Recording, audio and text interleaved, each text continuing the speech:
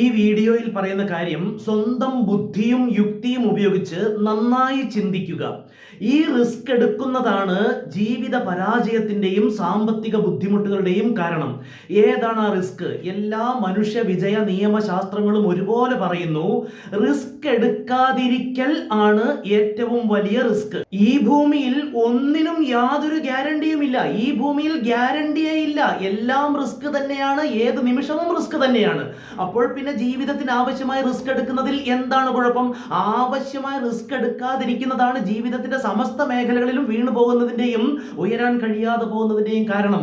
ഒന്നോ രണ്ടോ മൂന്നോ നാലോ പ്രാവശ്യം പരാജയപ്പെട്ടതിന് ശേഷമാണെങ്കിലും ആവശ്യമായ റിസ്ക് എടുക്കാൻ മടിക്കുന്നതാണ് ജീവിതകാലം മുഴുവൻ പരാജയത്തിൽ ജീവിക്കേണ്ടി വരുന്നതിൽ കലാശിക്കുന്നത്. റിസ്ക് എടുക്കാതിരിക്കുമ്പോഴല്ല, ജീവിതത്തിൽ ഉടനീളം ആവശ്യമായ സന്ദർഭങ്ങളിൽ സാധ്യമായത്രയും കരുതലോടെ ആവശ്യമുള്ള റിസ്ക് എടുക്കുമ്പോഴാണ് ജീവിതം സക്സസ് ആയിത്തീരുന്നത്.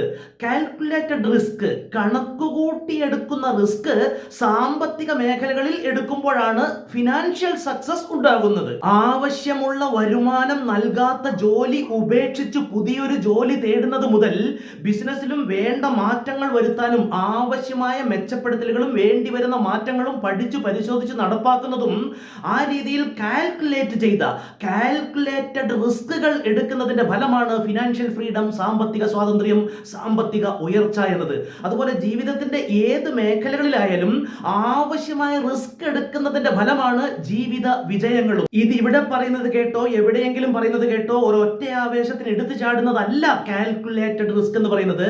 ഇരുന്ന് ചിന്തിച്ച് സ്വന്തം ബുദ്ധിയും യുക്തിയും ഉപയോഗിച്ച് ചിന്തിച്ച് ആവശ്യമായ റിസ്ക് എടുക്കുന്നതാണ് കാൽക്കുലേറ്റഡ് റിസ്ക്. ഒരു കാര്യം കൂടെ ചിന്തിക്കൂ, റിസ്ക് എടുക്കാത്തവന്റെ തലയിൽ അട്ടിയട്ടിയായി വന്നു വീഴുന്ന ഒന്നാണ് റിസ്ക്. റിസ്ക് എടുക്കും തോറും അകന്നകന്നു പോകുന്ന ഒന്നാണ് റിസ്ക്. വീഡിയോ ലൈക്ക് ചെയ്യാനും ഹൈപ്പ് പോയിന്റുകൾ നൽകാനും നിങ്ങളുടെ കമന്റുകൾ രേഖപ്പെടുത്താനും മനസ്സുണ്ടാകണമെന്ന് അഭ്യർത്ഥിക്കുന്നു. താങ്ക്